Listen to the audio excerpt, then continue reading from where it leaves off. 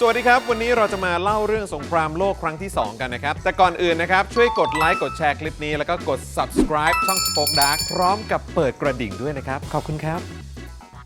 ก่อนเริ่มนะครับเรามาทำโพลกันสักหน่อยดีกว่านะครับคุณผู้ชมรับรู้เรื่องราวของสงครามโลกครั้งที่ 2 จากอะไรครับ A เรียนมาครับ B ภาพยนตร์สารคดี C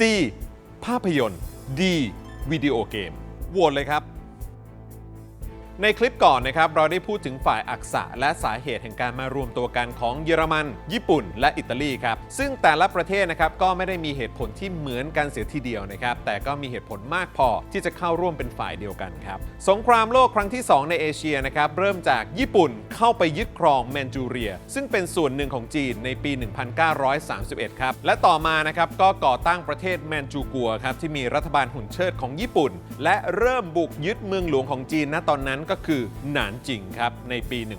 1938 ครับซึ่งเป็นการรุกรานที่น่ากลัวมากอย่างที่ทราบกันนะครับการฆ่าอย่างโหดเหี้ยมและการกระทำอาชญากรรมสงครามรุนแรงครับที่กองทัพญี่ปุ่นได้กระทำนั้นกลายเป็นอีกหนึ่งตราบาปนะครับที่ยังคงสร้างความตึงเครียดระหว่างญี่ปุ่นและจีนมาจนถึงปัจจุบันครับและจนทุกวันนี้นะครับรัฐบาลญี่ปุ่นก็ไม่เคยมีการขอโทษประชาชนชาวจีนอย่างเป็นทางการแต่อย่างใดครับ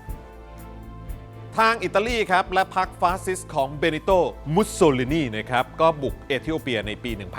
1935 และประเทศอื่นๆในแถบเมดิเตอร์เรเนียนด้วยนะครับส่วนเยอรมันครับที่นำโดยพรรคนาซีก็เริ่มบุกออสเตรียและเชโกสโลวาเกียในปี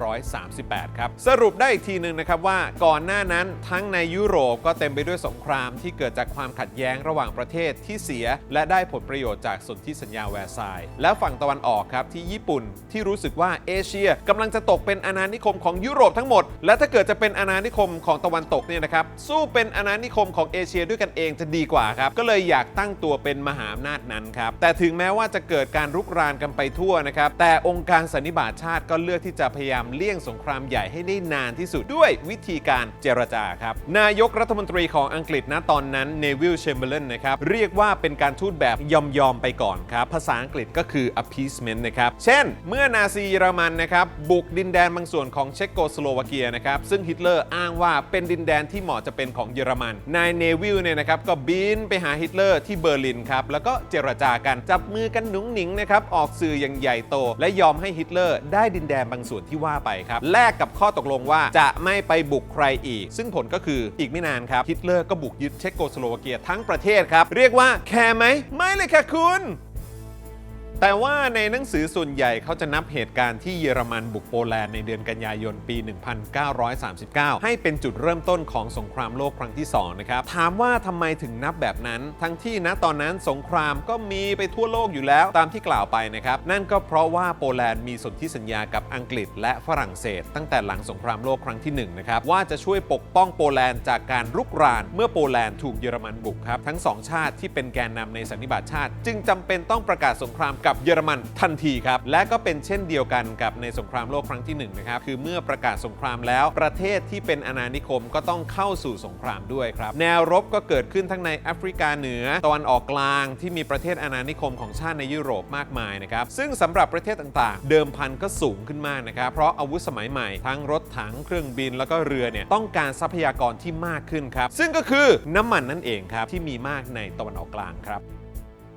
ส่วนสาเหตุที่เยอรมันกล้าบุกโปแลนด์ทั้งที่รู้ว่านี่จะเป็นฟางเส้นสุดท้ายที่จะก่อให้เกิดสงครามใหญ่นะครับแต่ที่ยังกล้าเนี่ยก็เพราะว่าเยอรมันได้แอบส่งคนไปเจรจาตกลงกับสหภาพโซเวียตเรียบร้อยแล้วครับเรียกว่ากติกาสัญญาโมโลทอฟริบเบนทรอปซึ่งมีเนื้อหาว่าทั้ง2ประเทศจะไม่รบกันเองโดยตกลงว่าต่างคนต่างจะไม่บุกกันเองนะครับโดยโซเวียตจะได้ดินแดนโปแลนด์ไปครึ่งหนึ่งและดินแดนเอสโตเนียลัตเวียลิทัวเนียนะครับและจะบุกฟินแลนด์ต่อโดยที่เยอรมันจะไม่ก้าวก่ายครับและโซเวียตเองก็จะไม่ไปยุ่งที่เยอรมันจะเริ่มสงครามกับฝรั่งเศสและอังกฤษเช่นกันครับถึงแม้ว่าโซเวียตจะไม่ได้เป็นพันธมิตรกันกับเยอรมันนะครับแต่เยอรมันก็เหมือนได้ไฟเขียวให้เริ่มสงครามได้ครับเพราะว่าเยอรมันไม่ต้องกังวลว่าถ้าเริ่มสงครามแล้วโซเวียตจะไปเข้ากับอังกฤษและฝรั่งเศสครับแล้วก็จะกลายเป็นว่าเยอรมันต้องสู้ศึก2ด้านครับก็คือด้านตะวันตกและตะวันออกครับซึ่งฮิตเลอร์ก็รู้ดีว่าจะไม่มีวันชนะเลยครับ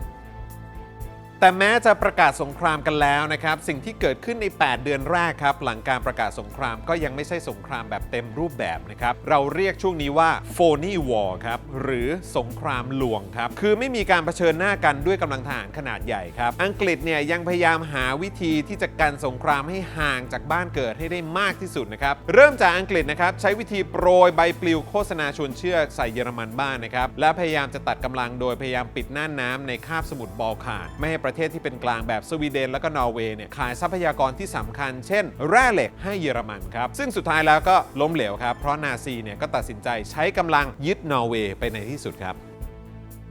สงครามลวงจบลงนะครับในเดือนพฤษภาคมปี 1940 ครับกองทัพนาซีบุกเบลเยียมเพื่อเบิกทางเข้าสู่ฝรั่งเศสซึ่งเป็นการบุกที่รวดเร็วมากนะครับเบลเยียมแตกใน 18 วันครับและฝรั่งเศสนะครับก็พ่ายแพ้ต่อกองทัพเยอรมันภายในเวลาเพียง 6 สัปดาห์เท่านั้นครับทั้งนี้นะครับเหตุผลหลักๆก็คือความล้าหลังทางยุทโธปกรณ์และความไม่พร้อมที่จะรบของกองทัพฝรั่งเศสครับเหตุการณ์นี้นะครับถือเป็นจุดสิ้นสุดความพยายามทางการทูตที่จะหยุดยั้งสงครามครับอังกฤษเปลี่ยนนายกรัฐมนตรีมาเป็นวินสตัน เชอร์ชิลล์ครับซึ่งเป็นฝ่ายที่เห็นด้วยว่าควรจะสู้กับนาซีต่อไปครับโดยไม่สนว่าฝรั่งเศสจะแพ้แล้วนะครับผิดจากรัฐบาลที่แล้วที่นำโดยนายเนวิล แชมเบอร์เลนนะครับที่พยายามจะหาทางเลี่ยงสงครามให้ได้มากที่สุดและพยายามจะเจรจาสันติภาพกับฮิตเลอร์ด้วยครับ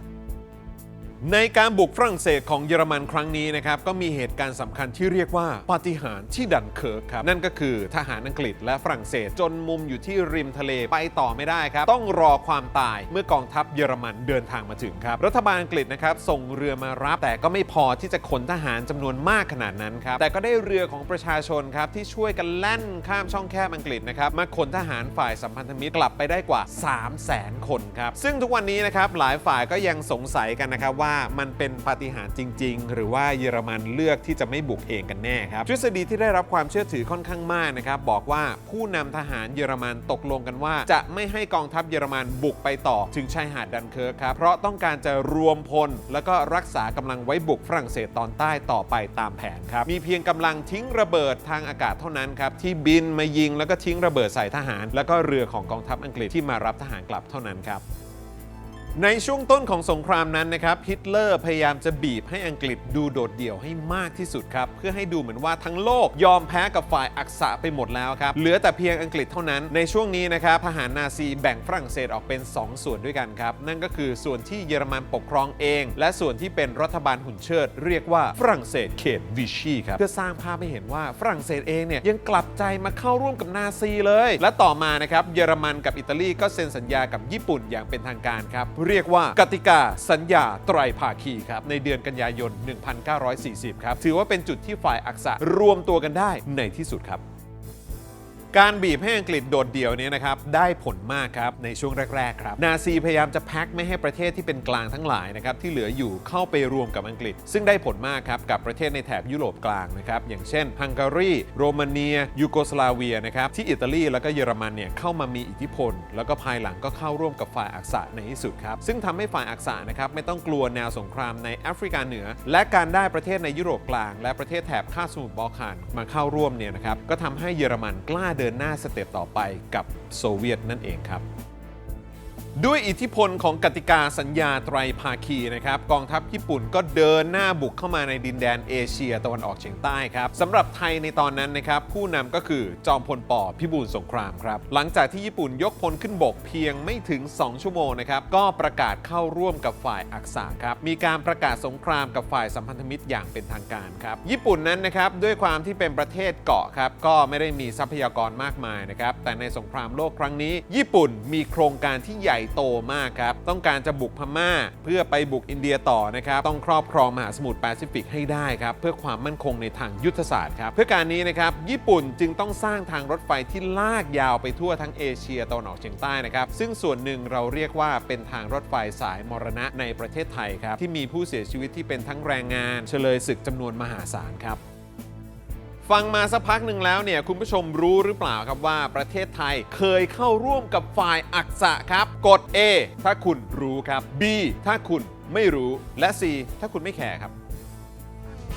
ถ้าใครชอบคลิปสาระความรู้ดีๆจาก Spoke Dark นะครับก็ช่วยกันกดติดตาม Subscribe แล้วก็กดกระดิ่งนะครับจะได้ไม่พลาดคลิปใหม่ๆด้วยนะครับกดเลย กดเลยครับ